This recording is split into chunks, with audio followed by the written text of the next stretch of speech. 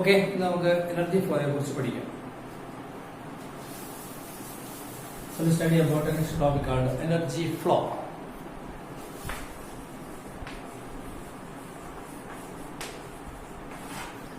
We know that the source of energy in the universe is solar energy. സൂര്യനാണ് ഭൂമിയിലെ എല്ലാ ഘടകങ്ങളുടെ എനർജിയുടെ സ്രോതസ്. നമുക്കറിയാം, മനുഷ്യന്റെ അല്ലെങ്കിൽ ജന്തുക്കളുടെ എനർജിയുടെ സ്രോതസ് എന്ന് പറയുന്നത് സസ്യങ്ങളാണ്.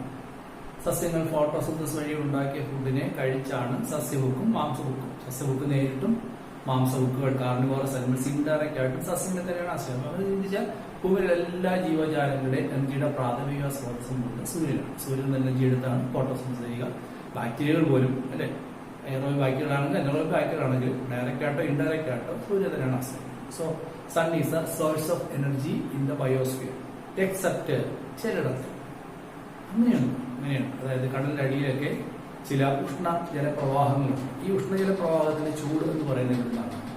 അത് ഭൂമിയുടെ സെൻട്രൽ കോറിൽ ഉരുകി തിളച്ചുകൊണ്ടിരിക്കുന്ന മാഗ്നിയിൽ നിന്നും പുറത്തേക്ക് വരുന്ന ചൂടുമായി ബന്ധപ്പെട്ടാണ് ആ ജലത്തിലുണ്ടാകുന്ന ചൂട്. അതിനെ ഡിപ്പെൻഡ് ചെയ്തുകൊണ്ട് ജീവിക്കുന്ന ചില ഓർഗാനിസംസ് ഉണ്ട്.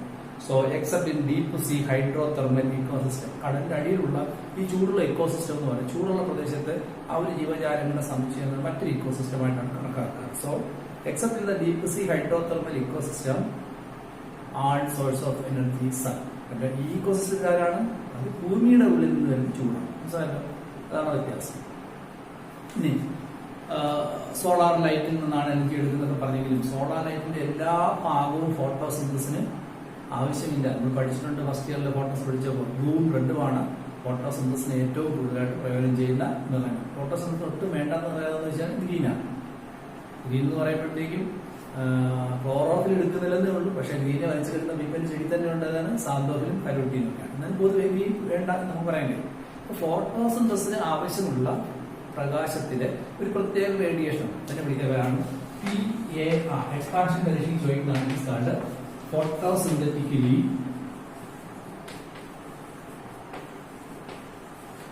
Active radiation. സ്ഥിരം പരീക്ഷ ചോദിക്കാറുണ്ട്. What is expansion of PAR?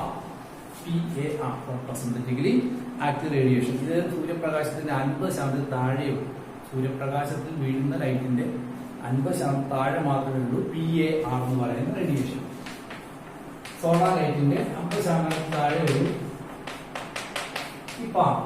അതിൽ തന്നെ 2 മുതൽ 10% മാത്രമേ പ്ലാന്റ്സ് വലിച്ചെടുക്കത്തുള്ളൂ. അപ്പൊ ഭൂമി വീഴുന്ന സൂര്യപ്രകാശത്തിന്റെ 2 മുതൽ 10% ചെടി എടുക്കുന്നു. ബാക്കിയെല്ലാം വേസ്റ്റാണ്. എല്ലാ പ്രകാശവും ചെടി എടുക്കുന്നുണ്ടോ? റോഡിൽ വീഴുന്നു, നിങ്ങളുടെ മുറിക്കകത്ത് വീഴുന്നു, നിങ്ങളുടെ ശരീരത്തിൽ വീഴുന്നു, കെട്ടത്തിന് പുറത്ത് വീഴുന്നു, അതൊന്നും എടുക്കുന്നില്ല. ചെടിയിൽ വന്ന് വീഴുന്ന ലൈറ്റിൽ തന്നെ 50% നിന്ന് 2 മുതൽ 10% മാത്രമേ എടുക്കുന്നു അർത്ഥം. ഇനി എനർജിയുടെ ഫ്ലോ എന്താണ്? It is uni direction. സൂര്യൻ ഇങ്ങോട്ട് വരും, തിരിച്ച് അങ്ങോട്ട് പോവോ? ഇല്ല. Flow of energy from solar to earth or to the ecosystem is a uni direction way. First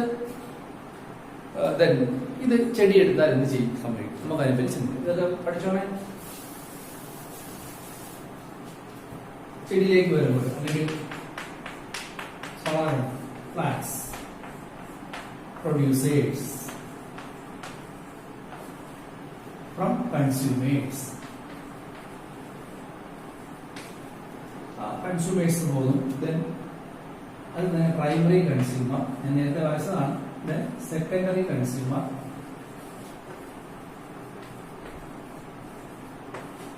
last decomposers. പുല്ല് പുൽച്ചാടി തവള പാമ്പ് പരന്ത് എന്ന് പറയുമ്പോൾ പരന്ത് ചത്തു കഴിയുമ്പോൾ പിന്നെ പരന്ത് ആരും ഇല്ലാന്നില്ല. പരന്ത് സാധാരണ ചത്തു പോയിക്കില്ല. അവൻ ഡീകമ്പോസേഴ്സ് ബാക്ടീരിയ. അപ്പൊ ഫുഡ് ചെയിൻ അങ്ങനെ നീങ്ങാം. ചെറുതല്ലേ, മനസ്സിലാവുന്നുണ്ടല്ലോ. പിന്നെ ഇതിനകത്ത് പ്രൈമറി, സെക്കൻഡറി, അതുപോലെ തന്നെ ട്രോപ്പിക് ചെയിൻ, അതുപോലെ ട്രോപ്പിക് ലെവൽ, അതുപോലെ തന്നെ primary consumer, secondary consumer, tertiary consumer, carnivorous, herbivorous എല്ലാം ഞാൻ പറഞ്ഞാണ് നേരത്തെ. അതിവിടാണ് പറയേണ്ടിയിരുന്നത്. നേരത്തെ പറഞ്ഞിട്ടുണ്ട്. അത് ചേർത്ത് പഠിച്ചോ. ഇനി ഗ്രാസിൽ നിന്ന് തുടങ്ങുന്ന ഇവിടെ പ്രൊഡ്യൂസേഴ്സ് എല്ലാം തന്നെ പ്ലാന്റ്സ് ആണ്. ഈ ഒരു ഫുഡ് ചെയിൻ നമ്മൾ പറയുകയാണ് grazing food chain.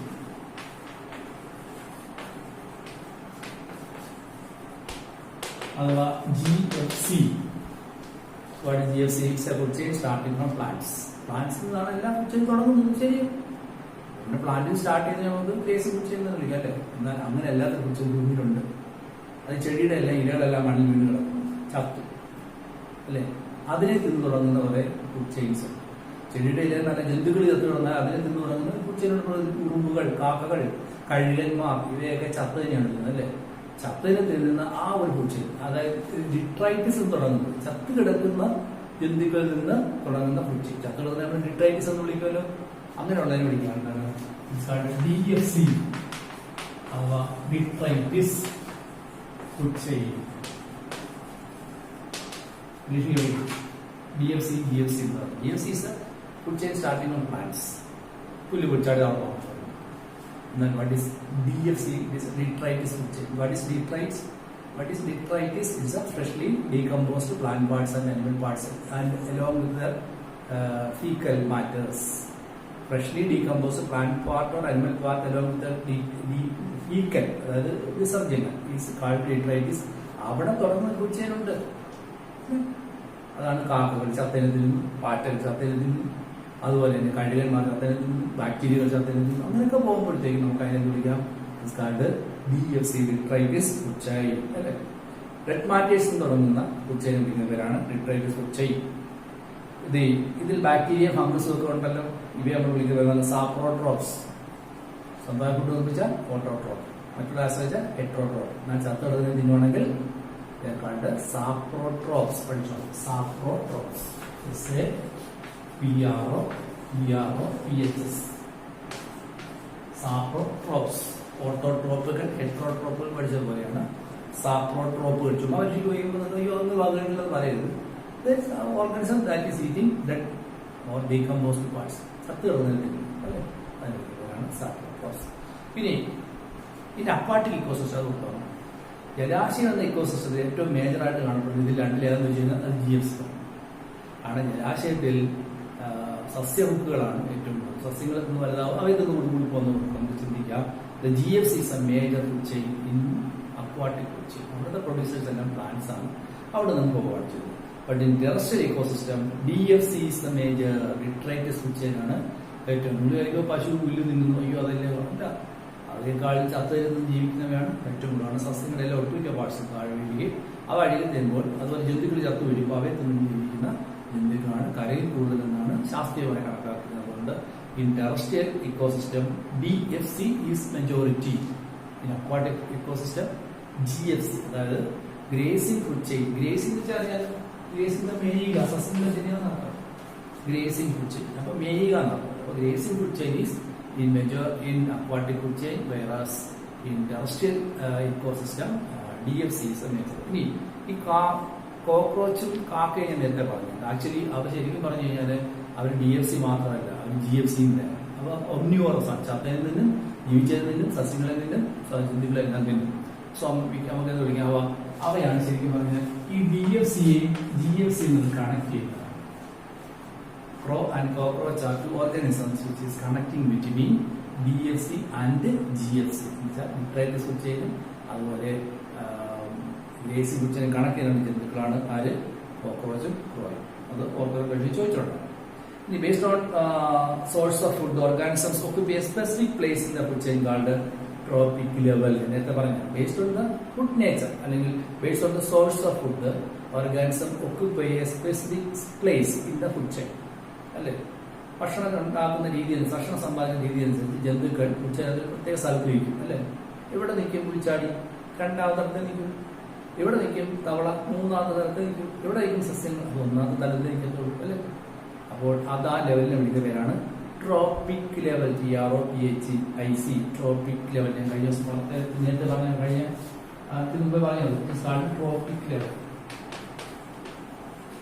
Tropic level based on the nature of food organism occupy a specific place അല്ലെങ്കിൽ position in the food chain. പുല്ല്, പുൽച്ചാടി, തവള, പാമ്പ്, പരന്ത് എന്ന് പറയുന്നത് പരന്ത് അവസാനമായിരിക്കാം.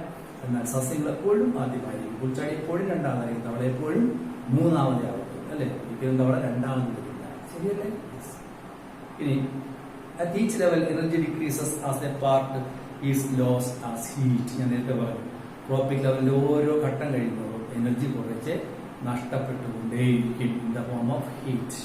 പുല്ല് തിന്ന പുൽച്ചാടി അത് ഓടി നടക്കാൻ വേണ്ടി കുറെ എനർജി ഉപയോഗിക്കും അല്ലേ? അത് ചൂടായിട്ട് പുറത്തേക്ക് അപ്പോൾ തവള പിടിച്ചിരിക്കും. തവള നേരം അനങ്ങാതിരിക്കണോ? അത് ഓടുകയല്ലേ? അപ്പൊ തിന്ന എനർജിയുടെ കുറച്ച് ഇങ്ങോട്ട് ചൂടായിട്ട് പോകും. തവള തിന്ന പാമ്പ് എഴഞ്ഞു പോകല്ലേ? അപ്പൊ കുറച്ച് എനർജി അങ്ങനെയും പോകും. അങ്ങനെ ഓരോ ലെവലിൽ energy is lost in the form of heat. പ്രത്യേകം പഠിച്ചോണം. ഓക്കെ. ഇനി ഞാൻ പറയുന്നത് രണ്ട് വാക്കുകൾ വളരെ ഇമ്പോർട്ടന്റ് ആണ്. സ്റ്റാൻഡിങ് സ്റ്റേറ്റും സ്റ്റാൻഡിങ് ക്രോപ്പും വളരെ ഇമ്പോർട്ടന്റ് ആണ്.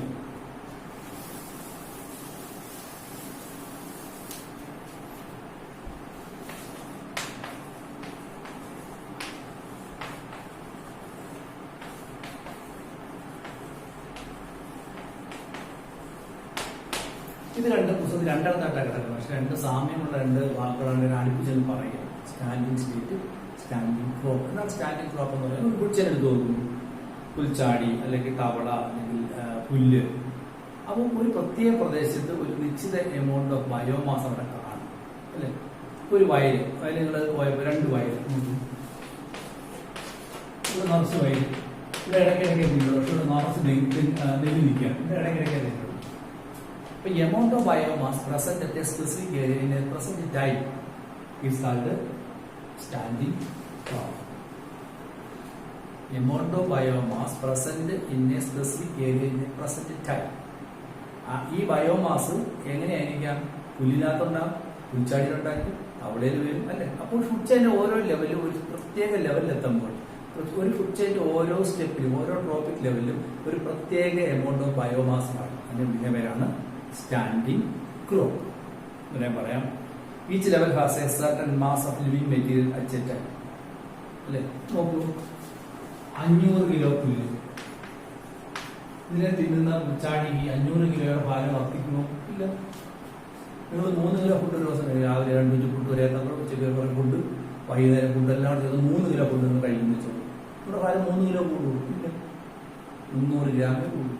അങ്ങനെ ദിവസം 3 കിലോ വെച്ച് ഭക്ഷണം കഴിക്കുന്ന നിങ്ങളുടെ ഭാരം 10 ദിവസം കൊണ്ട് 30 കിലോ, 20 ദിവസം കൊണ്ട് 60 കിലോയും, അത് ഒരു 100 ദിവസം കൊണ്ട് 300 കിലോ കൂടുന്നുണ്ടോ? ഇല്ല. കാരണം എന്താ? കിട്ടുന്ന ഫുഡിന്റെ ഒരു പങ്ക് മാത്രമേ ശരീരത്തിൽ സംഭരിക്കൂ. ബാക്കിയെല്ലാം നമ്മൾ എനർജി ആയിട്ട് വേസ്റ്റ് ആക്കി കളയും. അങ്ങനെ ചിന്തിക്കുകയാണെങ്കിൽ 500 കിലോ പുല്ല് നിന്ന പുൽച്ചാടിയുടെ ഭാരം വർദ്ധിക്കുന്നത് 100 കിലോ ആയിരിക്കാം. 500 കിലോ പുല്ല് നിന്ന പുൽച്ചാടിയുടെ ഭാരം. അതിനകത്ത് തവളയ്ക്ക് വളർത്തിയിരുന്നത് 10 കിലോ ആയിരിക്കും. അതിനകത്ത് നിന്ന് പാമ്പിന് വളർത്തുന്നത് 1 കിലോ ആയിരിക്കും. അതിനകത്ത് നിന്ന് പരുന്നിന് വളർത്തിയിരുന്നത് ചിലപ്പോൾ 100 ഗ്രാം ആയിരിക്കും. ശരി. അപ്പൊ 500 കിലോ എന്ന് പറയുന്നത് അപ്പോഴത്തെ സ്റ്റാൻഡിങ് ക്രോപ്പാണ്. ഇത് കഴിഞ്ഞ് പുൽച്ചാടി ചിലപ്പോൾ 100 കിലോ ആയി മാറി, അതാണ് അവിടുത്തെ സ്റ്റാൻഡിങ് ക്രോപ്പ്. അത് തവളയിലപ്പോൾ 10 കിലോ ആയി, അതാണ് അതിന്റെ സ്റ്റാൻഡിങ് ക്രോപ്പ്. പാമ്പിന് 1 കിലോ ആയി, ഇവിടുത്തെ 100 ഗ്രാം ആയി. So that's A stage. ഓരോ സ്റ്റേജിലും ആ എമൗണ്ട് ഓഫ് ബയോമാസ് വിളിക്കുന്ന പേരാണ് സ്റ്റാൻഡിങ് ക്രോപ്പ്. ശരി. അപ്രസന്റ് നിങ്ങൾ 2 വയല് കാണുകയാണ്. നിങ്ങൾ തിരികെയാണ് ഈ വയലാണ് കൂടുതൽ സ്റ്റാൻഡിങ് ക്രോപ്പ്. കാരണം ബയോമാസ് കൂടുതൽ. ഇനി കുറെ കഴിഞ്ഞ എല്ലാം കുറെ പുൽച്ചാടി ചെയ്യുന്നു, ഇതിന് 10 പുൽച്ചാടി ചെയ്യുന്നു, ഇതിന് 2 പുൽച്ചാടി ചെയ്യുന്നു. ഇവിടെ ബയോമാസ് കൂടുതൽ. ഇതിന് ബയോമാസ് കൂടുതൽ, 10 പുൽച്ചാടി ഉള്ളൂ, 2 പുൽച്ചാടി ഉള്ളൂ അല്ലേ? അങ്ങനെ പറയാൻ കഴിയും. So what is standing crop?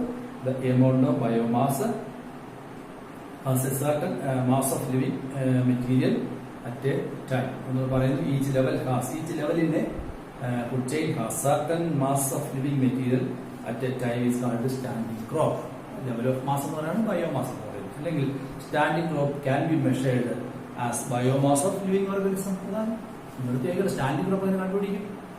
Biomass നോക്കിയാൽ നിങ്ങൾ 2 വയലുകൾ ഇതിന്റെ സ്റ്റാൻഡിങ് ക്രോപ്പ് ഇവിടെ കൂടുതൽ നിങ്ങളെല്ലാം കൂടി തൂക്കി നോക്കുന്നു. 10 കിലോ, 2 കിലോ ആണ് സ്റ്റാൻഡിങ് ക്രോപ്പ് കൂടുതൽ. അപ്പൊ ബയോമാസ് വെച്ചാണ് എന്ന് പറയുന്നത് സ്റ്റാൻഡിങ് ക്രോപ്പിനെ കുറിച്ച് പറയുന്നത്. അപ്പോൾ ഓരോ ലെവലിലുള്ള ബയോമാസ് പറയാം. മനസ്സിലായോ? Then ഇത് പഠിച്ചോണം. The amount of biomass present in a specific area in a food chain is called standing crop. It can be measured by weight or number. Weight എടുക്കുക, നമ്പർ എടുക്കുക. ഒരേപോലെ ചെടിയാണ് എണ്ണിയാലും മതി അല്ലേ? എണ്ണിയുമ്പോൾ 100, ഇവിടെ 500 നെൽച്ചെടിയുണ്ട്, ഇവിടെ 5 നെൽച്ചെടിയുണ്ട്. അങ്ങനെ പറയും. അടുത്ത biomass of fresh weight can or dry. Biomass of fresh weight ആയിട്ട് എടുക്കണം, ഡ്രൈ വെയിറ്റ് ആയിട്ട് എടുക്കണം. ഇത് ഫ്രഷ് വെയിറ്റ് എന്ന് വെച്ച് കഴിഞ്ഞാൽ ഫ്രഷ് എന്ന് പറഞ്ഞാൽ ആ ചെടിയായിട്ടാണ് തൂക്കിയെടുക്കുക. നെല്ല് മുഴുവൻ ഭയങ്കരമായിട്ട് കഴുകി ഉണക്കി തൂക്കിയിടും, കഴിവൊന്നും തൂക്കിയിടും. ഫ്രഷ് വെയിറ്റ് ഇല്ല. അതേസമയം നിങ്ങൾ കത്തിച്ചത് ചാരം തൂക്കിയിടുന്നത് ഡ്രൈ വെയിറ്റ്. ഫ്രഷ് വെയിറ്റിനെക്കാളും നല്ല ഡ്രൈ വെയിറ്റ് ആണ് കറക്റ്റ് കിട്ടുക അല്ലേ? ഫ്രഷ് വെയിറ്റ് ആകുമ്പോൾ എന്താണ്? ജലത്തിന്റെ സാന്നിധ്യം വ്യത്യാസം വരും. ഇപ്പൊ 70 കിലോ ഭാരം ഉണ്ടെങ്കിൽ പട്ടണത്തിൽ എടുക്കും. 69 കിലോയുള്ള 3 പേരത്തേക്ക് എടുത്തിട്ട് പോരെ. ശരിക്കും അവന്റെ വെയിറ്റ് അതാണോ? അല്ലേ? അതേസമയം അവനെ ഉണക്കി തൂക്കി പൊടിച്ച് ചാരമായിട്ട് തൂക്കി കഴിഞ്ഞാൽ കറക്റ്റ് വെയിറ്റ് കിട്ടും അല്ലേ, ഡ്രൈ വെയിറ്റ്. അപ്പം you can calculate the bio standing crop weight either by dry weight or fresh weight. Fresh, FRES, fresh weight. But taking the biomass of standing crop as dry weight is more accurate. Fresh and dry അറിയാമല്ലോ. ഇനി അടുത്ത as energy flow from one level to another in a puchai, only 10% will be stored. Only 10% will be stored. All other will be lost as heat. Store എന്ന് വെച്ചാൽ transfer എന്നതിന്റെ അർത്ഥം. 10% store ചെയ്യുന്നത് ഇപ്പൊ പുല്ലിച്ചാടി 10% store ചെയ്യുന്നുള്ളൂ. അതിനകത്ത് തവളയിൽ കിട്ടുന്നതാണ് 10 അല്ലേ, അതിന്റെ 10 അത് സ്റ്റോർ ചെയ്തുള്ളൂ. അപ്പൊ പാമ്പിലേക്ക് ആകുമ്പോൾ അതിന്റെ 10 ആയിരിക്കും അല്ലെ, അങ്ങനെ കുറഞ്ഞു. ഞാനത് വരയ്ക്കാം. പുല്ല്, പുൽച്ചാടി,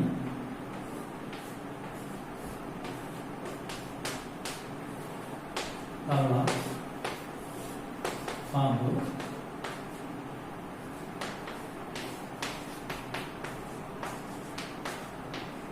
പലത് പുൽച്ചെടിയ. അപ്പൊ ഇവിടെ 1000 കിലോ കലോറിയാണ് ഈ ചെടി ഇവിടെ NPP, അതായത് നെറ്റ് പ്രൈമറി പ്രൊഡക്ടിവിറ്റി വഴി ഉണ്ടാക്കിയെങ്കിൽ അവിടെ ഇതിലേക്ക് ചെല്ലുമ്പോൾ അതിന്റെ 10% കിട്ടും. എത്രയായിരിക്കും? 100 ആയിരിക്കും. ഇതിനകത്ത് പറഞ്ഞാൽ അതിന്റെ 10% 10 കിട്ടും. 10 കിലോ കിട്ടും. 10 കിലോ കലോറിയാണ് എനർജി ആയിട്ട്. 10 കിലോ കലോറി. ഇതിന്റെ ഇവിടെ 1 കിലോ കലോറി കിട്ടുന്നത്. ഇവിടെ 0.1. അതായത് ഇത്രയും പുല്ല് തിന്ന പുൽച്ചാടി വഴി ഈ എനർജി വഴി ഇവിടെ എത്തുമ്പോൾ 0.1 ആയി പറയുന്നത് വെച്ചാൽ ഓരോ സ്റ്റെപ്പ് കഴിയുമ്പോഴും അവിടെ സ്റ്റോർ ചെയ്യുന്നതിനെ 10% മാത്രമേ കൈമാറപ്പെടുന്നുള്ളൂ. കൈമാറുന്നു പറഞ്ഞാൽ സ്റ്റോർ ചെയ്യുന്നുള്ളൂ, ബാക്കിയെല്ലാം തന്നെ വേസ്റ്റ് ആയി പോകും. ശരിയല്ലേ? അപ്പോൾ അങ്ങനെ ചിന്തിച്ചാൽ വേസ്റ്റ് ആവുന്നതിനെ ചൂടായിട്ടാണ്. അങ്ങനെ ചിന്തിച്ചാൽ as energy flow from one level to another, only 10% will be stored or transferred. That is moving from lower level to higher level. This is called law of 10% by Lindemann. Law of 10% by Lindemann. ഈ സയൻസിന്റെ തിയറിയാണ് law of 10% by ലിൻഡ്മാൻ. അദ്ദേഹമാണ് പറഞ്ഞത് ഒരു food ചെയിനകത്ത് ഓരോ ലെവലിൽ നിന്നും അടുത്ത ലെവലിലേക്ക് പോകുന്നതോറും എനർജിയുടെ 10% മാത്രമേ ട്രാൻസ്ഫർ ചെയ്യപ്പെടുന്നുള്ളൂ, സ്റ്റോർ ചെയ്യപ്പെടുന്നു. സ്റ്റോർ ചെയ്യുന്നതിന് ട്രാൻസ്ഫർ ചെയ്യപ്പെടും. ഇത് മനസ്സിലാക്കാൻ ഒരു പടം പുസ്തകത്തിൽ കൊടുത്തിട്ടുണ്ട്. നിങ്ങൾ വരച്ച് പഠിക്കണം. ഞാൻ ഇൻസൈറ്റ് എടുത്ത് തരുന്നുണ്ട്. അവിടെ ഓരോ സ്റ്റെപ്പ് കഴിയുന്നതോറും കുറച്ച് ചൂട് ഹീറ്റ് ഇങ്ങനെ പുറത്തേക്ക് പോകും.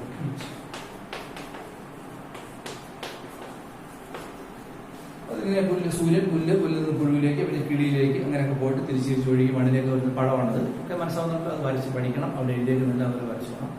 അത് വ്യക്തമായിട്ട് ഈ പറഞ്ഞനുസരിച്ച് മനസ്സിലാക്കാൻ ഒരു പാടുള്ളതല്ല, അത് വരച്ചു. അപ്പോൾ ഒരു കാര്യം മനസ്സിലാക്കാം, ഓരോ സ്റ്റെപ്പ് എഴുതുന്നവർ കുറയുന്നു. എനിക്ക് നമുക്കൊരു പിരമിഡ് റെപ്രസെന്റ് ചെയ്തൂടെ? ഇപ്പൊ നോക്കിയേ,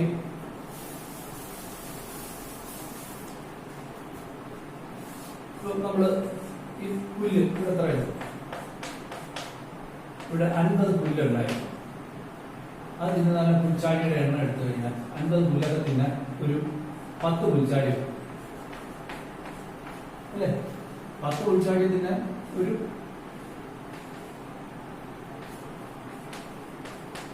2 തവണ മതി. 2 തവണ തിന്നാൻ ഒരു പാമ്പ് മതി അല്ലേ? അപ്പൊ നോക്കൂ, ഉച്ചയിനകത്ത് ഇങ്ങനെ കിടക്കുന്ന ഒരു എണ്ണ എന്ത് ചെയ്യുന്നു? കുറഞ്ഞു വരുന്നു അല്ലേ? അപ്പൊ നമുക്ക് ഇങ്ങനെ വരയ്ക്കാൻ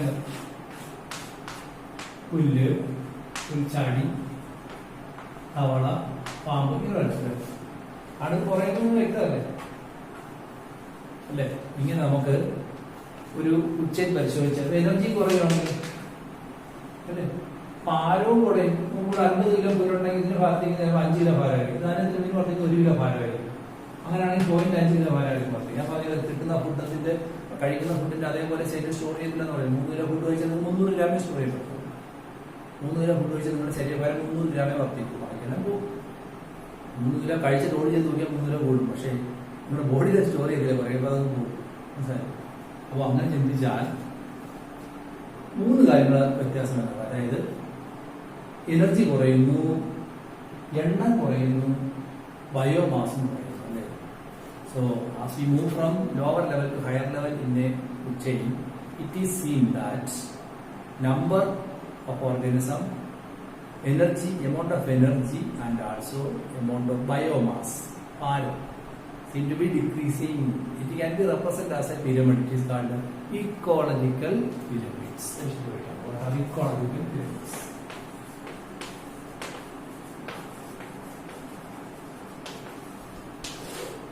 Ecological pyramids. ഇത്രേ ഉള്ളൂ. As passing from lower level to higher level in a food chain, the number, biomass, energy seem to be decreasing.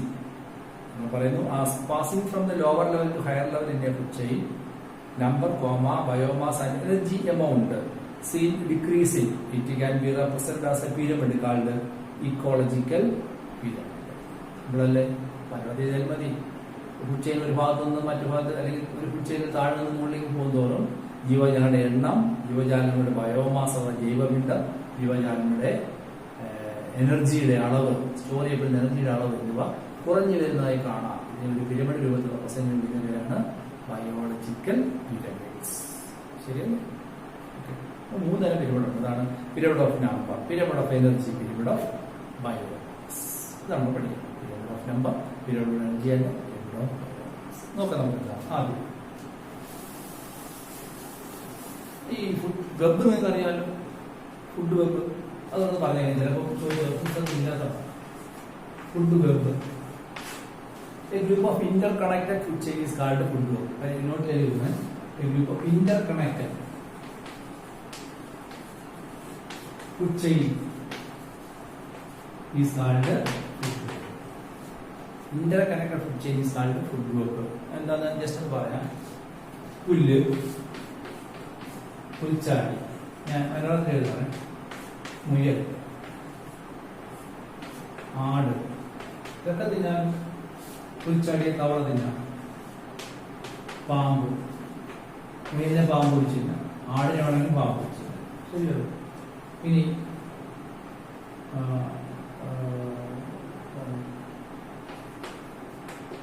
പാമ്പ് കഴിഞ്ഞ ശേഷം പിന്നെ പരുന്ത്.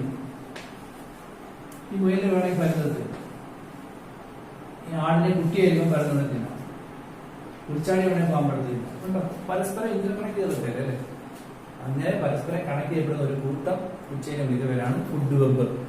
പഠിക്കാനില്ല, ഒരു പരീക്ഷയ്ക്ക് ചോദിച്ചിരുന്നു, അതുകൊണ്ട് ഇത് പറയാം. നിങ്ങൾക്ക് എഴുതാൽ interconnect food chain start food web. ചിലപ്പോൾ ഫുഡ് ചെയിൻ തന്ന് പറഞ്ഞ എന്തിന്റെ പേര് തന്നെ ഫുഡ് ചെയിനും ഫുഡ് വെബ് ഉണ്ടാകാൻ പറഞ്ഞേ. കാരണം നല്ല പുല്ല് പിടിച്ചാടി തവള പാമ്പ് പറഞ്ഞപ്പോഴത്തേക്ക് പുല്ല് കഴിഞ്ഞ ശേഷം തവള കിട്ടുന്നു ഇല്ല. അതുപോലെ കണക്ട് ചെയ്തിട്ടുണ്ടെങ്കിൽ ഒന്ന് ഏതിനെ തിന്നാൻ സാധ്യതയുണ്ടെന്ന് നോക്കി ഇന്റർ കണക്ട് ചെയ്ത് അയച്ചു കൊടുത്താൽ മാത്രം.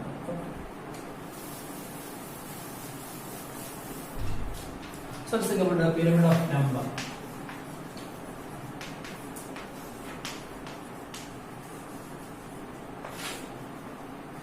The pyramid of number. ഓരോ ലെവലിൽ എഴുതുന്ന പറഞ്ഞു വന്നിട്ടുണ്ട്. ഇത് പറയുന്ന ഏറ്റവും താഴെ എപ്പോഴും പ്ലാന്റ്സ് ആയിരിക്കണം. സോ പ്രൈമറി പ്രൊഡ്യൂസർ,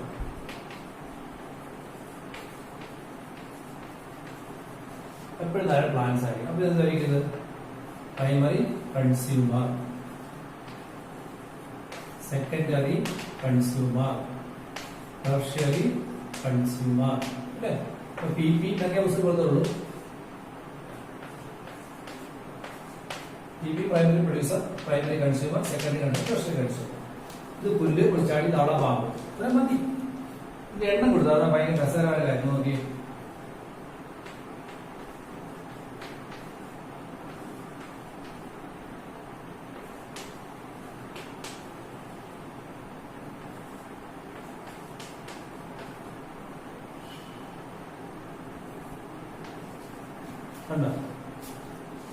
ഇതെന്ത് മനസ്സിലാക്കി?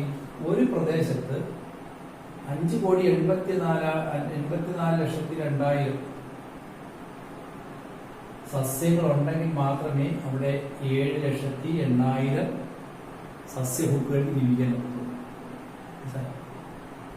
5,84,02,000 സസ്യങ്ങൾ ഉള്ളിടത്ത് മാത്രമേ 7,80,000 സസ്യഭുക്കുകൾ ജീവിക്കാൻ പറ്റൂ. അത്രയും സസ്യങ്ങളോട് ജീവിച്ചാലേ അവിടെ 35,400 മാംസഭുക്കുകൾ ജീവിക്കാൻ. ഇത്രയും 8 കിളികൾ ഉണ്ടെങ്കിൽ പുൽച്ചാടി ഉണ്ടെങ്കിൽ ഇത്രയും തവണയോടെ ജീവിക്കാൻ പറ്റുള്ളൂ. അടുത്തായിട്ട് കഴിക്കാം. എന്തുമാത്രം നെല്ലിന്റെ അരി ഉണ്ടെങ്കിൽ നിന്ന് ജീവിക്കാനും അങ്ങനെ കണക്കാക്കി എടുക്കാൻ പോകും.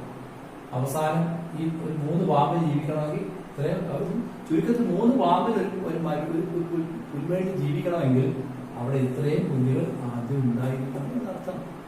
മനസ്സിലായില്ലേ? ഇത് പുസ്തകത്തിൽ എടുത്തു പറയുന്നുണ്ട്. only 3 tertiary consumers are supported by 6 million plants.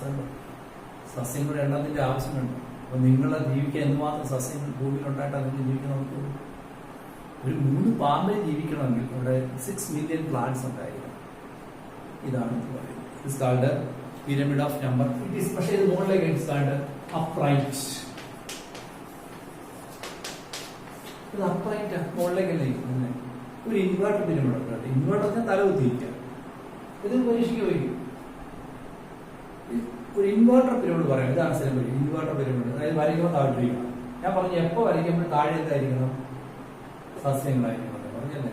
ഒരു ഇൻവേർട്ടർ ഒരു സസ്യം ട്രീ ഒന്ന് ഒരു ട്രീ ആവും.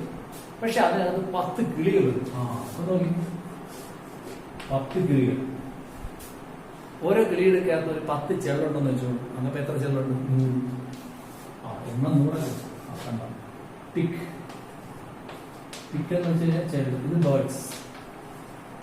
അപ്പൊ ഒരു മരം അതിനകത്ത് 10 കിളി. ഓരോ കിളിയുടെ പുറത്ത് 10 ചെള്ളു വീഴും. അപ്പൊ എത്രയായി?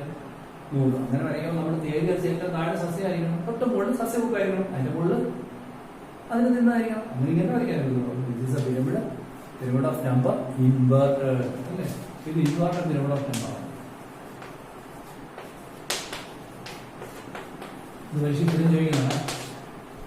ഇൻവേർട്ടഡ് പിരമിഡ് ഓഫ് നമ്പർ സ്ഥിരം പരീക്ഷ ചോദിക്കുന്നതാണ്. ഓക്കെ, ഓർഡർ ഒരു കിളി ഒരു മരത്തിൽ 10 കിളി 10 കിളിയുടെ പുറത്ത് 100 ചെള്ളു. ഒരു കാര്യം മനസ്സിലായി. ഇവിടെ മുന്നോട്ട് പോകുന്നതും എണ്ണം കുറയുന്നെങ്കിലും ജീവിയുടെ വലിപ്പം കൂടുന്നു അല്ലേ? പുല്ല് പുൽച്ചാടി തവള പാമ്പ്. ഇവിടെ നോക്കിയാൽ മുകളിൽ തോറും ജീവിയുടെ ചെറുത് വലിപ്പം കുറയുകയാണ് അല്ലേ? മനസ്സിനെ ചോദിക്കാം. What is a comparative difference between ഇവിടെ upright and inverted? In upright size of organs increases, here the size of organs decreases. പറഞ്ഞു. So that's about the pyramid of number. രണ്ട് പിരമിഡ് ഓഫ് ബയോമാസ്. ശരീരഭാരം.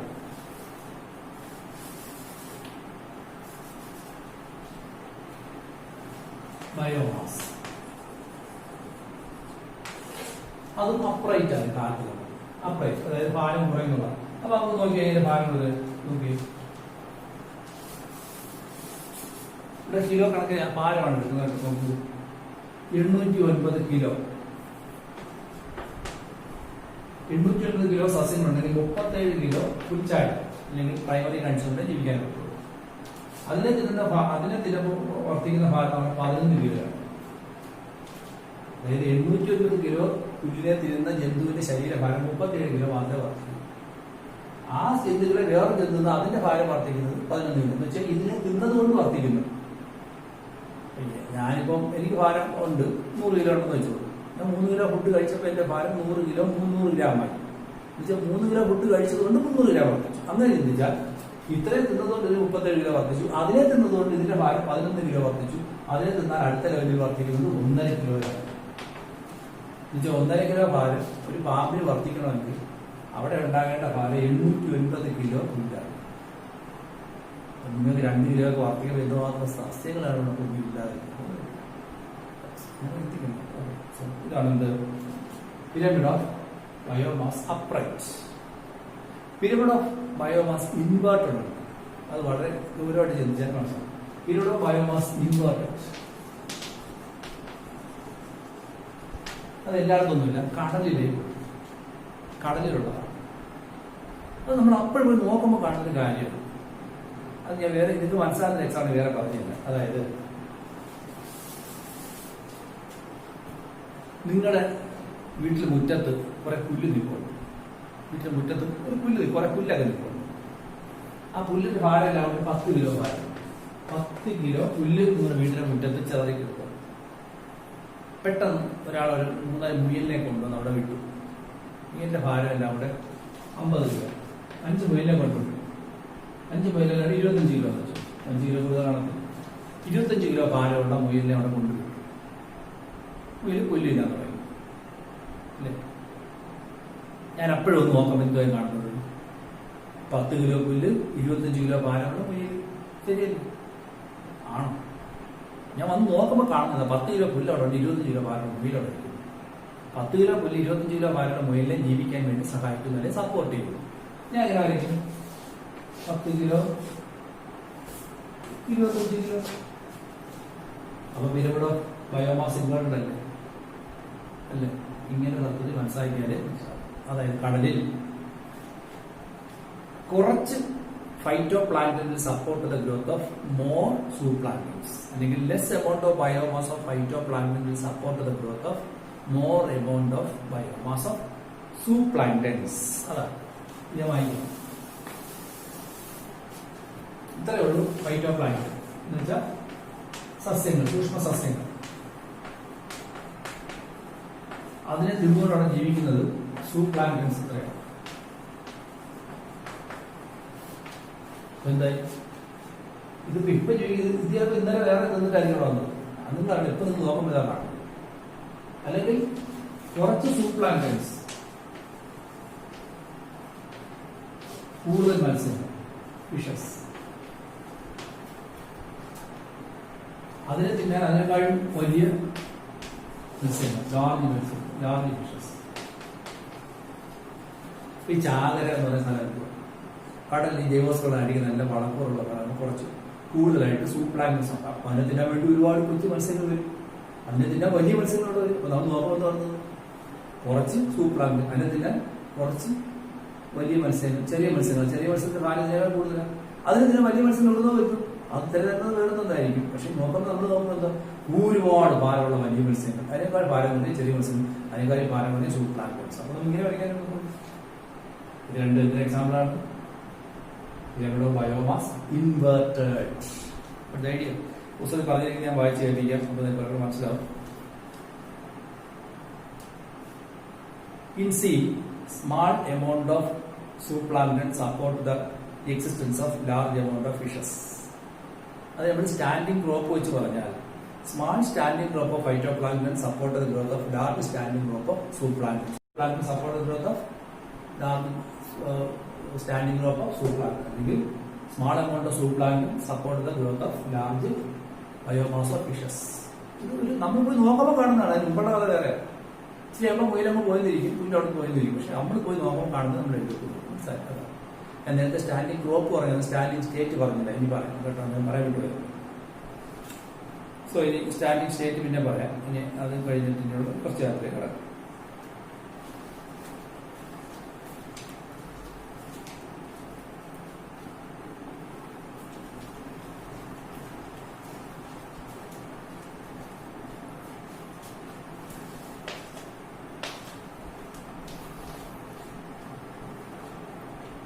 ഇനി നമ്മൾ പഠിക്കാൻ പോകുന്നത് ecological succession എന്താണ്. Ecological succession എന്ന് നമുക്ക് നോക്കാം.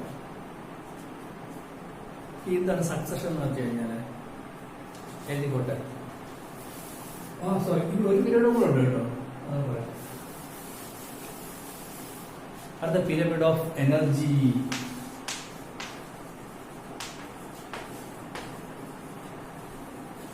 It will be always upright. ഓർത്തോണം, pyramid of energy will be always upright. അത് എപ്പോഴും അപ്രൈറ്റ്, ഒരിക്കലും താഴ്ത്തണം. നമുക്ക് എപ്പോഴും പിരമിഡ് ഓഫ് എനർജി അപ്രൈറ്റ് ആയിരിക്കും. Primary producer, primary consumer, secondary consumer, tertiary consumer. എനർജിയുടെ അളവും അങ്ങനെ തന്നെയാണ് പോകുന്നത്. നമുക്ക് 10,000 ജൂൾ, 1000 ജൂൾ, 100 ജൂൾ, 10 ജൂൾ. ഓരോ സ്റ്റെപ്പ് വഴി അതിന് കുറഞ്ഞു കുറഞ്ഞത് അല്ലേ. ഇതൊരു കാര്യം മനസ്സിലായി. ശതമാനം സ്റ്റോർ ചെയ്തോളൂ. It's low you can say from here only 10% store ചെയ്യില്ല വരില്ല. It's the low 10% by in demand. only 10% is stored. Is the pyramid of energy. Pyramid of energy is the only pyramid. It is always upright. ഒരിക്കലും തിരിച്ചു അതായത് വളരെ important. മൂന്ന് പിരമിഡുകളും അത് രണ്ടെണ്ണം inverter ആണ്. അത് വളരെ ഇമ്പോർട്ടൻ്റ് ആണ്. ഇൻവെർട്ടർ ആണ് സ്ഥിരം കയറി ചോദിക്കുന്നത്. നേരെയുള്ള ചോദിക്കാറില്ല. 2 ഇൻവെർട്ടർ സ്ഥിരം ചോദിക്കാറുണ്ട്. പിരമിഡ് ഓഫ് നമ്പർ ചോദിക്കാറുണ്ട്, പിന്നെ നമ്മുടെ ബയോമാസ് ചോദിക്കാൻ ഇപ്പം പിന്നെ ചോദ്യം സിമ്പിളാക്കാൻ സാധ്യതകളുണ്ട്, ഇത് ചോദിക്കാൻ സാധ്യതയുണ്ട്. എല്ലാം പഠിച്ചോ, നമ്മൾ ഒരു മാർക്കിലും കളിക്കും. So let's study about the next area, that's called ecological succession.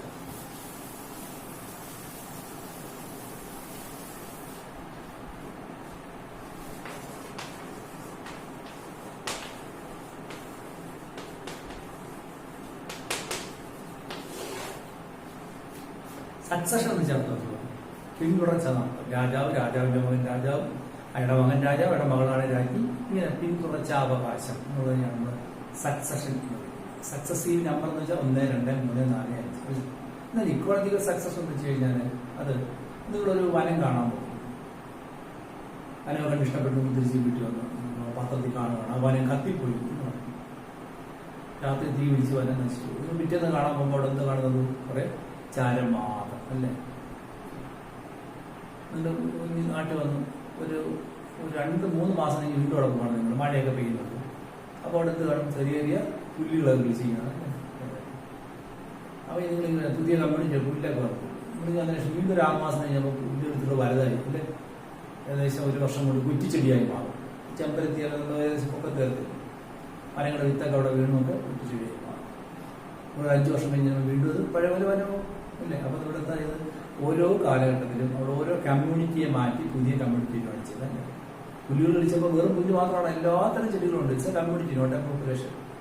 അടുത്ത 6 മാസം കഴിഞ്ഞപ്പോൾ വേറെ കുറെ ചെടികളൊന്നും ഉണ്ടായിരുന്നു. അപ്പോൾ പുതിയ പുതിയ കമ്മ്യൂണിറ്റിയോടെ വരികയാണ് അല്ലേ. മൊത്തത്തിൽ ആ കമ്മ്യൂണിറ്റി മാറി മാറി ആദ്യം ഗ്രാസ് ലാൻഡ് ആയിരുന്നു, പിന്നെ ഷർബായി, പിന്നെ ഹെർബായി, അങ്ങനെ മാറി മാറി അവസാനം വനമായി മാറും. അങ്ങനെ ഓരോ കമ്മ്യൂണിറ്റീസ് മാറി ഒന്നിനെ റീപ്ലേസ് ചെയ്യാൻ പറ്റുന്നത്. ആദ്യം പുല്ലായിരിക്കും, അതിനെ മാറ്റി കുറ്റിച്ചെടി വരും, പിന്നെ കുറ്റിച്ചെടി മാറ്റിയ ശേഷം വനമാവും. വനമായി കഴിഞ്ഞാൽ പിന്നെ വനമായിട്ട് തന്നെ നിലനിൽക്കും. ഡെൻസ് ആയിട്ടുള്ള വനത്തിന്റെ അടിയിൽ പുല്ലൊന്നും കാണുന്നത് അത്രയ്ക്ക്. അപ്പോൾ എന്താ നോക്കും, succession is a sequential change occur in a space. It's a sequential change occur in a special community. ഞാൻ പറയുന്നത് succession is a sequential change occur in a species community in an ecosystem in an area over a period of time. ഞാൻ വീണ്ടും പറയാൻ ശ്രദ്ധിച്ചോളൂ. Succession is a sequential change occur in a species or community in a ecosystem in an area over a period of time. ഒരു പ്രത്യേക പ്രദേശത്ത് ഒരു പ്രത്യേക സമയത്ത് ഓരോ സ്പീഷീസോ കമ്മ്യൂണിറ്റിയോ മാറി മാറി വരുന്നതിന് വിളിക്കുന്ന പേരാണ് ഇത് ഇക്കോളജിക്കൽ സക്സഷൻ. എന്തെങ്കിലും പറയാം, it is succession is a sequential change. Sequential എന്ന് വെച്ചാൽ സീക്വൻസ് ആയിട്ട് തുടർച്ചയായിട്ട് change ochre in A species or community in A an area over a period of time. ഒരു 10 വർഷം കൊണ്ട് തോന്നക്കലിൽ പഞ്ചായത്തിന്റെ പ്രദേശം വനമായി മാറി. ആദ്യം പുൽമേടായിരുന്നു, പിന്നെ കുറ്റിച്ചെടി വന്നു, അവസാനം വനമായി മാറി. ആദ്യം പാറയായിരുന്നു, പിന്നെ പാറ ഒടിഞ്ഞ് മണ്ണുണ്ടായി, പിന്നെ കുറ്റിച്ചെടി ഉണ്ടായി, മോശങ്ങളുണ്ടായി, ഇങ്ങനെ പറയുന്ന പോലെയാണ്. So succession is a sequential change occur in a species or community in an area in an ecosystem in an area over a period of time. ഈ ആദ്യം വരുന്ന കമ്മ്യൂണിറ്റി നിങ്ങൾ വനം കത്തിപ്പോയി നിങ്ങൾ കാണാൻ ചിലപ്പോൾ ആദ്യം ഇവിടെ മരം അരിക്കത്തില്ല, അവിടെ ചെറിയ പായലൊക്കെ ആയിരിക്കും വിളിച്ചത് അല്ലേ. അങ്ങനെ ഒരു സക്സഷൻ നടക്കുമ്പോൾ അവിടെ ആദ്യം വരുന്ന കമ്മ്യൂണിറ്റി വിളിക്കുകയാണ് pioneer community. Pioneer community,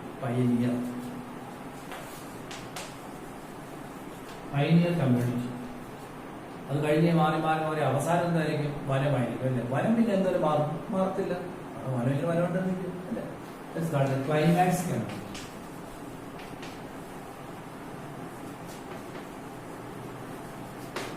Pioneer community, climax. What is pioneer community? The first member of community that is appearing in a succession is called a pioneer community. The last community that is appeared in a succession is called a climax community. Climax community will be always forest. അത് എപ്പോഴും എന്തായിരിക്കും? വനമായിരിക്കും. Climax community എപ്പോഴും വനമായിരിക്കും. ഇനി succession രണ്ടിടത്ത് നടക്കാം. രണ്ടിടത്ത് നടക്കാം. ഒരിക്കലും പുല്ലൊന്നും ഉണ്ടാകാതെ ഒരു മൊട്ടക്കുന്ന് അല്ലേ, ഒന്നും ഉണ്ടാകില്ല. അവിടെ പെട്ടെന്ന് പതുക്കെ പാറയൊക്കെ പൊടിച്ച് ചെടികളൊക്കെ വിളിച്ച് തുടങ്ങുന്നതാണ്. അല്ലെങ്കിൽ കടലിനടിയിൽ ഒരു പാറ പൊങ്ങിയാണ്, ഭൂകമ്പം ഉണ്ടാക്കി ഒരു പാറ പൊങ്ങിയാണ്. ആ പാറപ്പൊക്കെ ചെടികളൊന്നും ഇല്ലല്ലോ, ഒന്നുമില്ല. പക്ഷെ പതിയെ പതിയെ പായലൊക്കെ പിടിച്ച് പാറയൊക്കെ പൊടിഞ്ഞു പൊടി നൂറ്റാണ്ടുകൾ കൊണ്ട് അവിടെ ചെടികളൊക്കെ പിടിച്ച് വനമായി മാറും. അങ്ങനെയാണ് ദ്വീപുകളൊക്കെ വനമായി കാണുന്നത്. ഓരോ ദ്വീപും പണ്ട് രക്തപർവ്വതത്തിൽ നിന്ന് പൊങ്ങിയെന്നുള്ളതാണ്. അവർക്ക് വനം ഇല്ല. ഇന്ന് എവിടെ ചെന്നാൽ ജീവിച്ചിരുന്ന വനങ്ങളായിരിക്കും. അതിനെ വിളിക്കാൻ എന്താണ്? അതിനാണ് പ്രൈമറി സക്സഷൻ. Primary succession.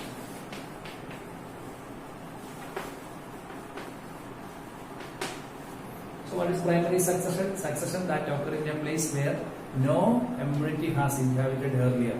നേരത്തെ ഒരു ചെടി ഇല്ലാത്ത സ്ഥലം. For example a rock shifted from the sea or a place that was upper part is removed by landslide. ഒരു കുന്നിച്ചെടിയിലെ കംപ്ലീറ്റ് മണ്ണ് ഒലിച്ചെന്ന് പോയ ശേഷം അതിനേക്കാൾ എക്സാമ്പിൾ തന്നെയാണ് a rock lifted from the sea. Later it will be become a forest. നൂറ്റാണ്ട് കൊണ്ടാണ്. അല്ല, പാറ ഒരു ദിവസം പാറ പൊടിഞ്ഞ് മണ്ണായി അവിടെ വേരുകൾ ഇറങ്ങിയൊക്കെ എങ്ങനെയാണ് മരങ്ങളായി മാറുന്നത്. And succession of a place where previously inhabited by community. പണ്ട് കമ്മ്യൂണിറ്റി താമസ സ്ഥലത്ത് വീണ്ടും തുടങ്ങുകയാണ്. അതായത് വനം കത്തിപ്പോകുന്നത്, അല്ലെങ്കിൽ ഒരു കുന്നും ചെറുവില് പിന്നെ മലയിടിച്ചിട്ടുണ്ടായ എല്ലാം പോയ ശേഷം വീണ്ടും ചെടി പിടിച്ചു. അങ്ങനെയാണ് സെക്കൻഡറി സക്സഷൻ.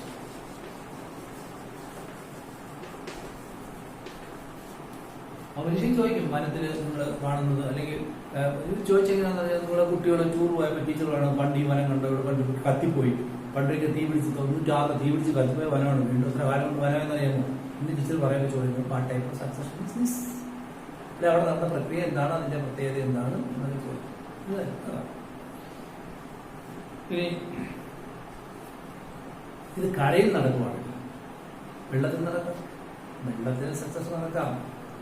ഒരു വാട്ടർ ബോഡി നടക്കുവാണെങ്കിൽ നമ്മൾ ഹൈഡ്രാർച്ച് എന്നും ഇതൊക്കെ പറയണല്ലോ. Community first appear in success card by community.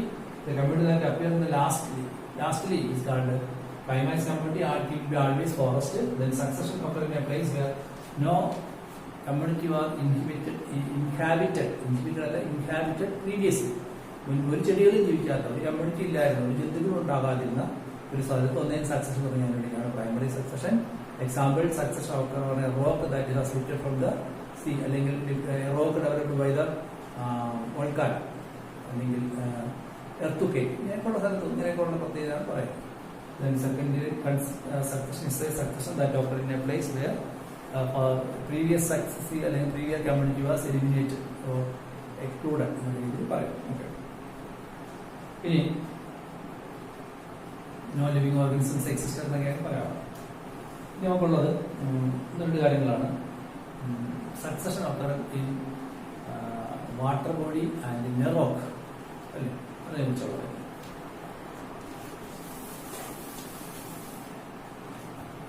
ഒരു കുളം, ഇതൊരു കുളമായിരുന്നു. ഇവിടെ സക്സഷൻ നടക്കാം. നടന്ന അവസാനത്ത് വനമായി നമുക്ക് പഠിക്കാം. അതിനെ വിളിക്കണം ഹൈഡ്രാർച്ച് or ഹൈഡ്രോസിയ. Hydrosphere. Then succession occur in a water body is called hydrarch or hydrosphere. If it is occur in a rock, പാറപ്പുറത്താണ് it is called cirrhosphere. Cirrarch or cirrhosphere. ജലാശയത്തിൽ സക്സഷൻ നടന്നാൽ അതിനെ ഹൈഡ്രോസ്ഫിയർ അഥവാ ഹൈഡ്രാർച്ച് എന്ന്. കരയിലാണ് നടക്കുന്നത്. കരയെന്നുള്ള പാറപ്പുറമാക്കാം, അല്ലേ, അല്ലെങ്കിൽ ഒരു ചെടിയിലും വിളിക്കാതിരുന്നത് മുട്ടക്കുന്ന്, നമുക്ക് മുട്ടക്കുന്ന് ചെടികൾ വിളിക്കാതിരിക്കത്തില്ല. അതുകൊണ്ട് പാറയാണ് വിളിക്കുക. പൊന്തി വന്നൊരു പാറ അങ്ങനെയുള്ള സ്ഥലത്ത് നടക്കുവാണെങ്കിൽ അതിനാണ് എന്ത് സീറി കണ്ടീഷൻ. അല്ലാതെ ഓർക്കണം succession on a water body or a wetland is called hydrarch and on a terrestrial area, terrestrial കരപ്രദേശം നടന്നതിനാണ് ഇസ് കാൾഡ് സീറാർച്ച്. അപ്പൊ ഇതിന് ഓരോ ഘട്ടത്തിൽ ഓരോ പേരുണ്ട്. അത് കേട്ടുള്ളൂ. The entire sequence of community that successively change in a given area is called Sira. Sira എന്നതാണ് Sira. ഈ സിറയാണ് ഇവിടെ സിറ ഹൈഡ്രോസിയർ സിറോസിയർ. എന്ന് കഴിഞ്ഞാൽ ഒരു സക്സഷൻ മാറിക്കൊണ്ടിരിക്കുകയാണ്. അതിൽ ഓരോ സ്റ്റെപ്പിലും നമ്മൾ ഓരോ സിറ എന്നറിയാം. ഫോർ എക്സാമ്പിൾ പുല്ല്, അത് കഴിഞ്ഞതിന് ശേഷം കുറ്റിച്ചെടികൾ, അത് കഴിഞ്ഞ് കുറേ വലിയ ചെടികൾ, അല്ലെങ്കിൽ ആദ്യം പായൽ, അത് സിറയാണ്. അത് കഴിഞ്ഞ് പുല്ലുകളികൾ, അടുത്ത സിറയാണ്.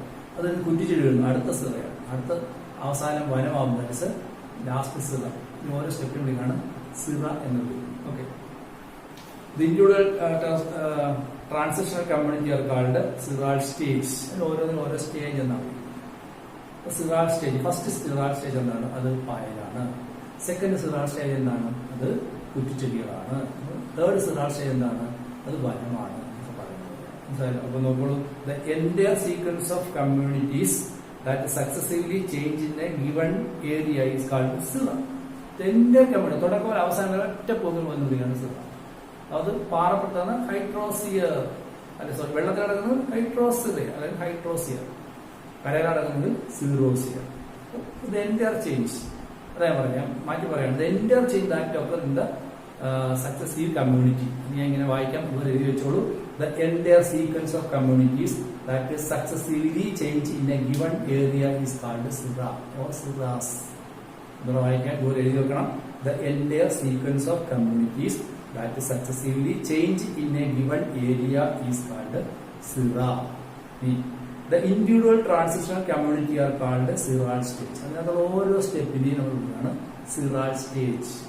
പായലുകൾ വന്ന സ്റ്റേജ് ഒരു സിറാൾ സ്റ്റേജാണ്, പുല്ലുകൾ വന്നു അടുത്ത സിറാൾ സ്റ്റേജാണ്. ഇങ്ങനെ ഓരോ സ്റ്റെപ്പിന് നമ്മൾ ഓരോ സിറാൾ സ്റ്റേജ്. അത് ഇതുപോലെ നിങ്ങൾ പുസ്തകത്തിൽ ഇതുപോലെ കൊടുക്കുക, അത് തന്നെ എഴുതിയിരിക്കണം. ഓക്കെ, ഇതുപോലെ വായിക്കാം.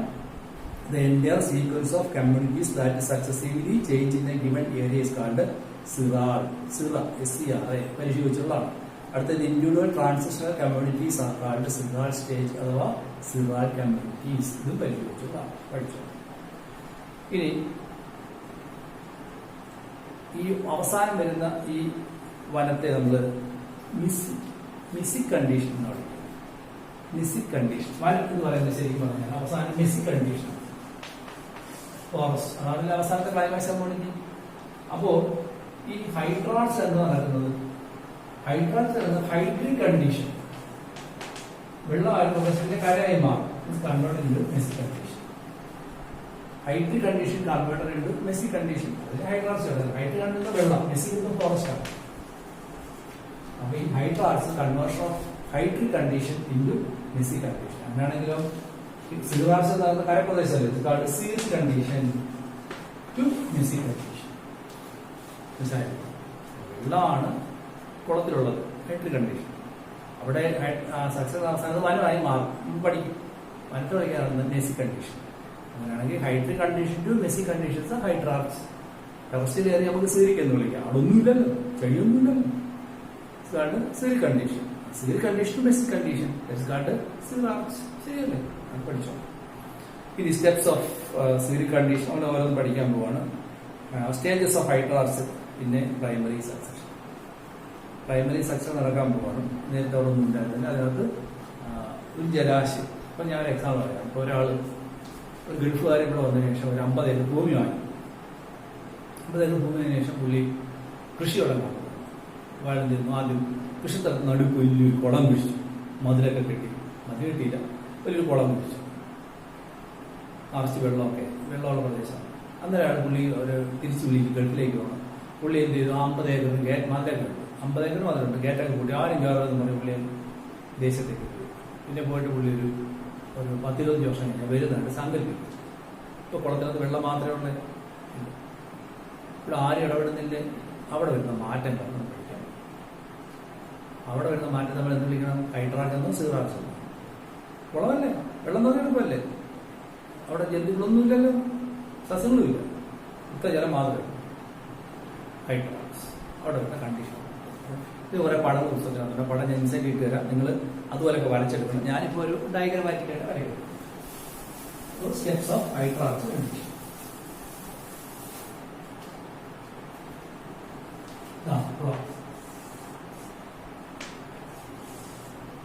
മണ്ണിന്റെ ഒരു ധാരാളം ഓക്കെ ആവശ്യമാണ്. എടുത്തിരിക്കുകയാണ് കുളത്തിൽ. ഇപ്പോൾ ഒന്നുമില്ല, പെട്ടെന്ന് അവിടെ ചില സൂക്ഷ്മ സസ്യങ്ങളുണ്ട്, അതിൻ്റെ അവിടെ എത്തുള്ളൂ. അത് ആദ്യമേ ഒന്നുമില്ലാതെ മീനൊന്നും ചാടത്തില്ല, സൂക്ഷ്മ സസ്യങ്ങളോട് വരും. ആ സ്റ്റേജാണ് ഫൈറ്റോ പ്ലാങ്ടൺ സ്റ്റേജ്.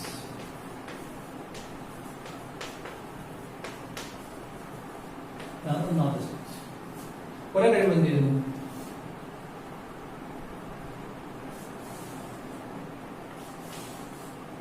ഈ വെള്ളത്തിനകത്ത് ഇച്ചിരി ആഴമൊക്കെ കുറഞ്ഞ് പതുക്കെ വെള്ളത്തിൽ മുങ്ങി വളരുന്ന ചെടികൾ വരും. വെള്ളത്തിൽ മുങ്ങി കിടക്കുക, പൊങ്ങിക്കിടക്കല്ല, പൊങ്ങിക്കിടക്കും. Submerged plant stage.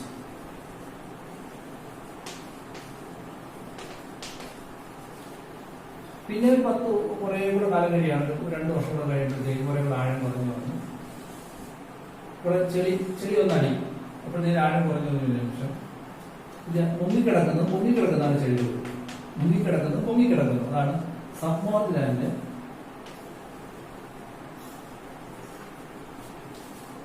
Free floating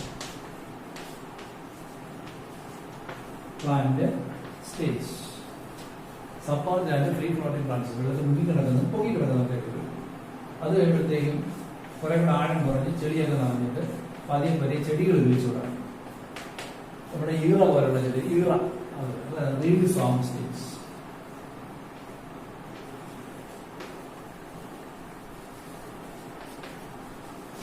റീഡെന്ന് വെച്ചാൽ ഈറ പോലുള്ള കൊച്ചു ചെടികൾ ഉണ്ട്. Reed swamp stage. അത് പറയുമ്പോഴത്തേക്കും ചതുപ്പായി മാറും. കാരണം മാർഷ് മെഡോ സ്റ്റേജ്. കുറെ കഴിയുമ്പോഴത്തേക്കും അവിടെ കുറ്റിച്ചെടികളൊക്കെ വിളിച്ചു തുടങ്ങും. That's called a scrub stage. Scrub എന്നാണ്. സ്ക്രബ് എന്ന് വെച്ചാൽ കുറ്റിച്ചെടി ഷബ് എന്നാണ്. പിന്നെ അതെന്തായി മാറുന്നു? കട്ട മരങ്ങൾ നിൽക്കുന്ന ഒരു ഫോറസ്റ്റ് ആയി മാറും. Forest stage. ഞാൻ ഇങ്ങനെ റഫായിട്ട് വരച്ചതേ ഉള്ളൂ. നിങ്ങൾക്ക് പുസ്തകത്തിൽ പടം തന്നെ പഠിച്ചേക്കാം. അതുപോലെ ഏകദേശം വരച്ച് വെച്ചാൽ സ്റ്റേജ് നമുക്ക് പഠിച്ചിരിക്കണം. പരീക്ഷയ്ക്ക് ഈ പടങ്ങൾ അതിന് സ്റ്റേജിൽ ചോദിക്കത്തുള്ളൂ. ഒരു പടം വരയ്ക്കാൻ പറയും. What are the stages of hydrox?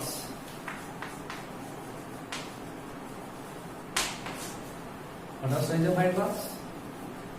Phytoplant stage, submerged plant stage, submerged free floating plant stage, reed swamp stage, marsh meadow stage, scrub stage, pond stage.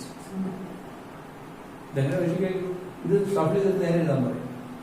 അല്ലെങ്കിൽ ഇടയ്ക്കിടയ്ക്ക് വാങ്ങിച്ചത് വീട് ചെയ്യാൻ പറയും. ചിലപ്പോൾ ഈ പടം കൊടുത്തിട്ട് പറയും കംപ്ലീറ്റ് ചെയ്താൽ പറയും. ഈ പടം അതിന് കൊടുക്കുന്നുണ്ട്, ഇത് കൊടുത്ത് ബാക്കിയെല്ലാം വാങ്ങിച്ചു. സിമ്പിളല്ലേ? Sugar question. സിറിഞ്ച്. മറ്റുള്ള സ്റ്റേജസ്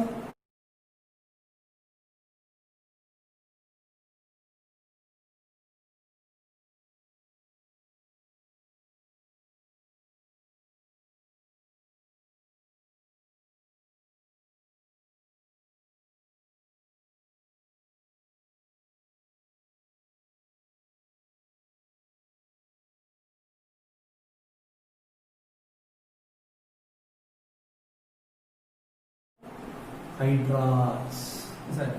ഇത് പഠിച്ച വെച്ചാൽ ഒരു കാര്യമില്ല, ഇതുവരെ കാണാൻ വെച്ചത്. അടുത്ത വാട്ടർ സ്റ്റേജസ് ഓഫ് സീറാക്സ്.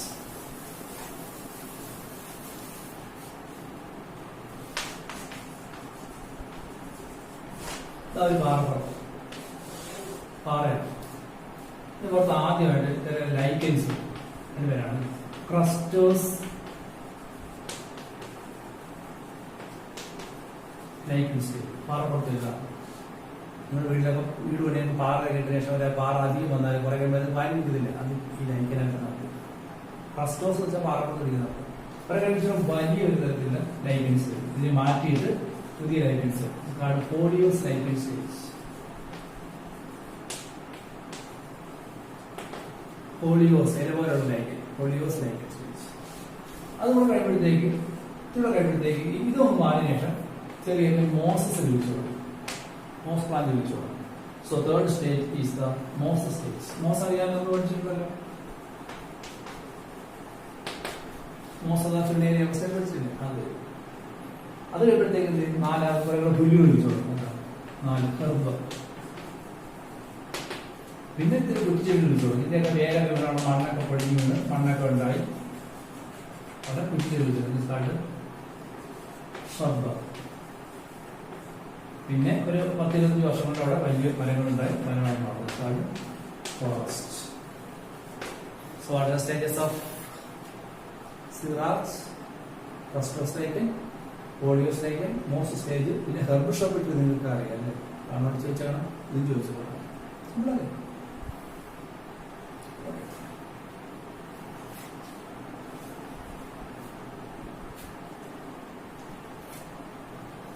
ഇനിയുള്ളത് ന്യൂട്രിയൻ സൈക്ലിംഗ്.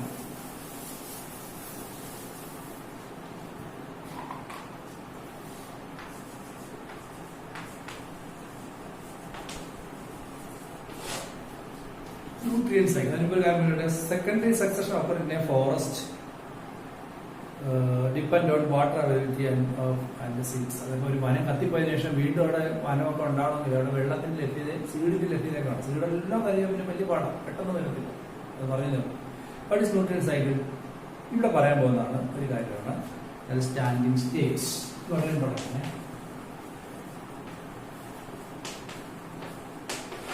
സ്റ്റാൻഡിങ് സ്റ്റേജ് നോക്കിക്കോളൂ. The amount of nutrients such as nitrogen, carbon, phosphorus, calcium etc. present in the soil at a given time is called standing state. മണ്ണിൽ അടങ്ങിയിരിക്കുന്ന ന്യൂട്രിയന്റ് അളവിനെ അപ്പുറത്തെ അവസ്ഥയെ വെച്ച് പറയുന്നതാണ് standing state.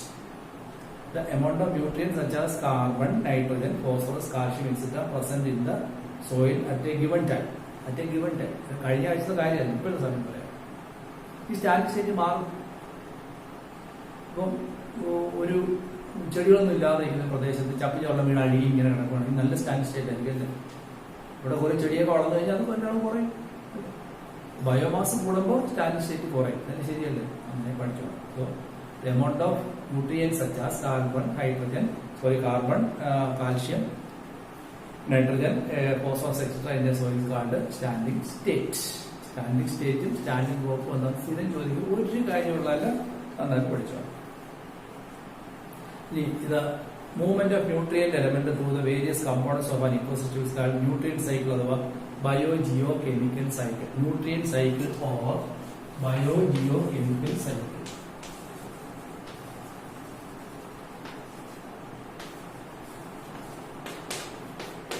Biogeo അത്ര bio എന്ന് വെച്ചാൽ ജീവജാലം, ജിയോ എന്ന് വെച്ചാൽ മണ്ണ്. അപ്പൊ ജീവജാലങ്ങളും മണ്ണും തമ്മിൽ വസ്തുക്കളെ എങ്ങനെ കൈമാറിക്കൊണ്ടിരിക്കും. ശരിയല്ലേ? നിങ്ങൾ ഭക്ഷണത്തിലൂടെ എടുക്കുന്നു, പിന്നെ നിങ്ങളെ മൃതശരീരം മണ്ണിലാവും, വീണ്ടും മണ്ണിലേക്ക് വരും. ചെടികൾ ഭക്ഷണത്തിലൂടെ വലിച്ചെടുക്കുന്നു, അവയുടെ ശരീരമാകുന്നു, അവ അഴുകുമ്പോൾ മണ്ണിലേക്ക് വരും. ഇങ്ങനെ മണ്ണും ജന്തുക്കളും തമ്മിൽ പദാർത്ഥങ്ങളെ കൈമാറിക്കൊണ്ടിരിക്കും nutrients.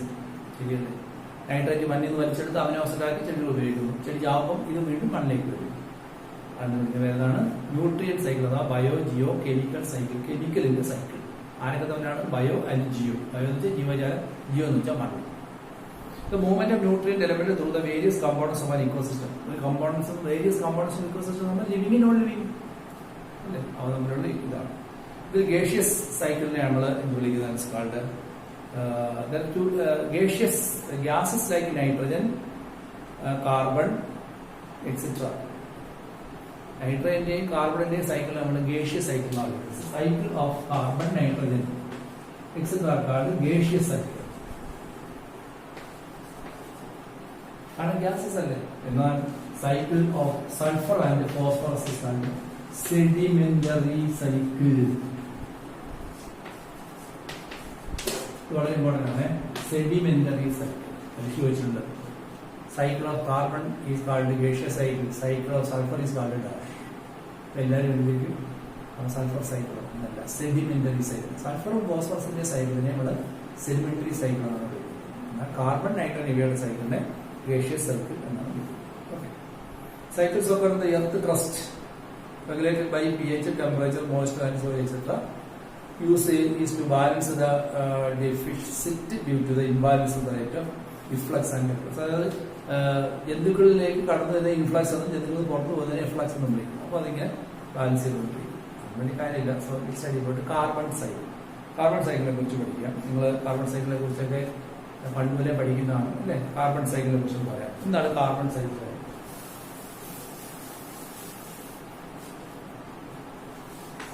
Cycle plants carbon dioxide വലിച്ചെടുക്കും. ഇതിൽ ഫോട്ടോസിന്തസിസ് വഴി ഫുഡിലൂടെ അവിടെ ചെല്ലുന്നു, അനിമൽസ് ചെയ്യും. ഇത് രണ്ടും death and decay. Death and decay. പിന്നെ റെസ്പിറേഷൻ.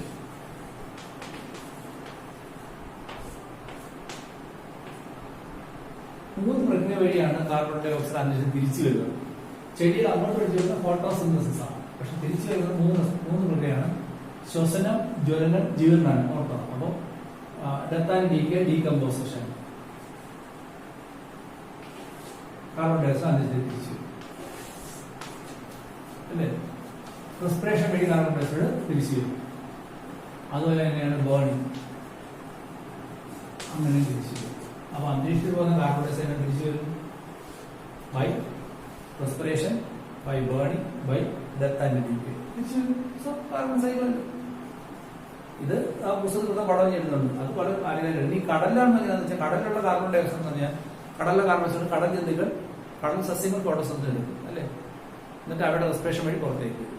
ചാവുമ്പോഴും പുറത്തേക്ക് വരും, അഴുകുമ്പോഴും പുറത്തു വരും, കടലിലെ വെള്ളത്തിലേക്ക് തിരിച്ചു വരും. ഇനി വെള്ളത്തിലുള്ള കാർബൺ ഡൈ ഓക്സൈഡിനെ ജലജന്തുക്കൾ കക്ക, ചിപ്പി പോലെയുള്ളവ അവയുടെ തോടുണ്ടാക്കാൻ ഉപയോഗിക്കും, കാൽഷ്യം കാർബണേറ്റ്. പക്ഷേ ഡെത്ത് വഴി അവയും തിരിച്ചു വരും. So this is two cycles of carbon and carbon. അത് അത്ര ഇമ്പോർട്ടന്റ് അല്ല, പരീക്ഷയ്ക്ക് ചോദിക്കാൻ സാധ്യതയുണ്ട്. ഞാൻ ഈ പറഞ്ഞ പോയിന്റ്സ് എല്ലാം വെച്ച് നിങ്ങൾ നോട്ട് തയ്യാറാക്കണം. ഓക്കെ, ഞങ്ങൾ പറയാം. Carbon to the atmosphere. Carbon is used by plants for photosynthesis and it will be returned back into the atmosphere through respiration, through burning and by decomposition.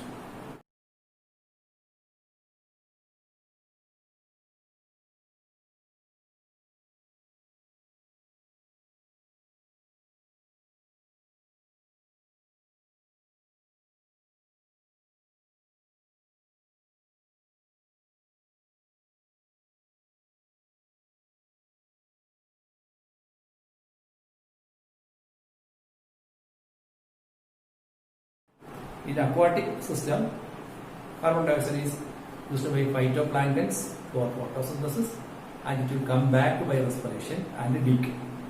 And certain aquatic animals like mollusks and shellfishes uses carbon dioxide for their shell making. It will be coming back into the atmosphere by decomposition. Correct ആണല്ലോ? പഠിത്തം നോക്കിയാൽ വ്യക്തമാണ്. ഇനി phosphorus cycle വളരെ important ആണ്. Phosphorus cycle നമ്മൾ sedimentary cycle എന്നാണ് വിളിക്കുന്നത്. ഓർത്തോണം, പി സൈക്കിൾ അഥവാ sedimentary cycle, P cycle, sedimentary cycle. ഇങ്ങോട്ട് ഫോസ്ഫറസ് എന്തിനൊക്കെ വേണമെന്ന് ആദ്യം പറഞ്ഞു. It is for making nucleic acid. Okay, cellular energy transfer system ATP സിന്തസിന് ഫോസ്ഫറസ് ആവശ്യമാണ്. To make shell, bone, teeth. Phosphorus വളരെ അത്യാവശ്യമാണ്. എന്തിനാണ്? ആദ്യം നമുക്ക് ന്യൂക്ലിക് ആസിഡ് ഫോസ്ഫറസ് വേണം.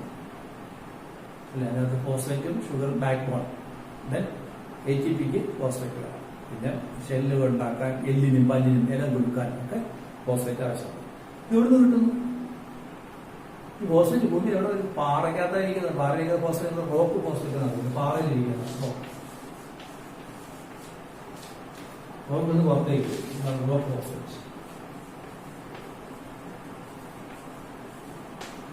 റോക്ക് ഫോസ്ഫേറ്റ് പുറത്തേക്ക് വരും. It is dissolved in the water and absorbed and entered the food. ഇത് വെള്ളത്തിലേക്ക് ഇങ്ങനെ പോകുമ്പോഴത്തേക്കും പ്ലാന്റ്സ് വെച്ചു. പ്ലാന്റ് എങ്ങോട്ട് പോകുന്നു? From plant to mental to the animals. ജനമനുഷ്യർ സോയിൽ സൊല്യൂഷൻ,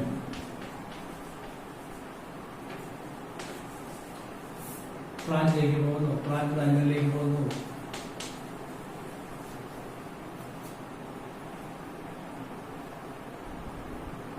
രണ്ടിൽ നിന്ന് പുസ്തകത്തിലുള്ള പാഠം ഞാനങ്ങ് വരയ്ക്കാം. അതായത്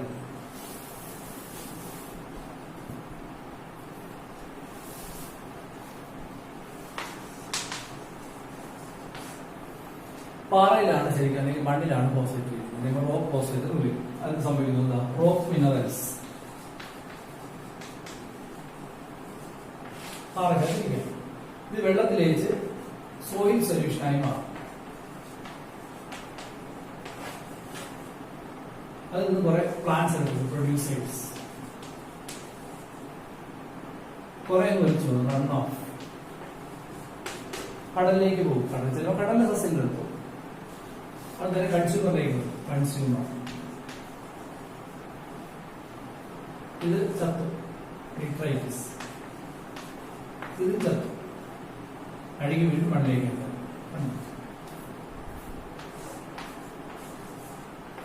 So that is a phosphorus cycle.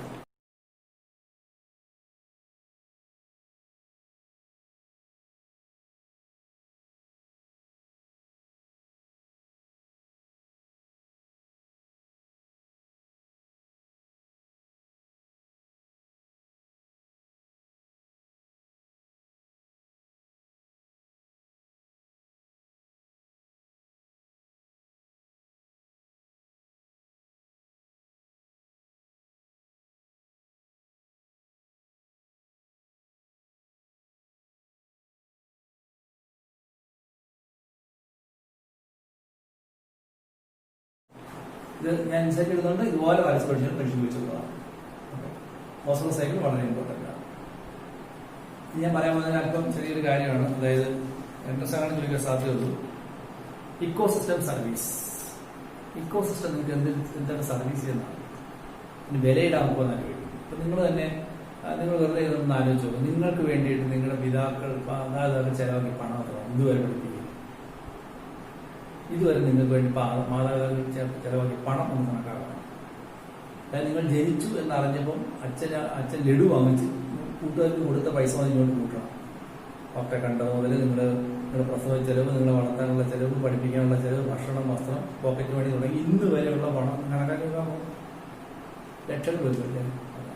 അങ്ങനെയാണെങ്കിൽ പ്രകൃതി നിങ്ങൾക്ക് തരുന്ന ഈ സേവനത്തിന് വിലയിട്ടാവും. അതാണ് ചെയ്യണം. പ്രകൃതി നിങ്ങൾക്ക് എന്തെല്ലാം തരും? Ecosystem services.